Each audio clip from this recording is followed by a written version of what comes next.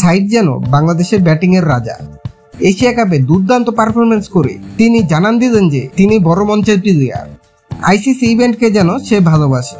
শ্রীলঙ্কা এবং ভারতের সাথে ব্যাক টু ব্যাক 50 করে এশিয়া কাপে দ্বিতীয় সর্বোচ্চ রান সংগ্রহকারী বাংলাদেশের এই ওপেনার সাইফ হাসান। এশিয়া কাপে দুর্দান্ত পারফরমেন্সের সুফলও পেলেন তিনি।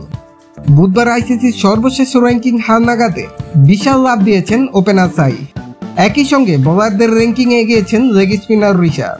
টি-20তে ব্যাটসম্যানদের তালিকায় সাইফ হাসান 45 ধাপ এগিয়ে 36তম স্থানে উঠে এসেছে। বর্তমানে তার রেটিং পয়েন্ট 555।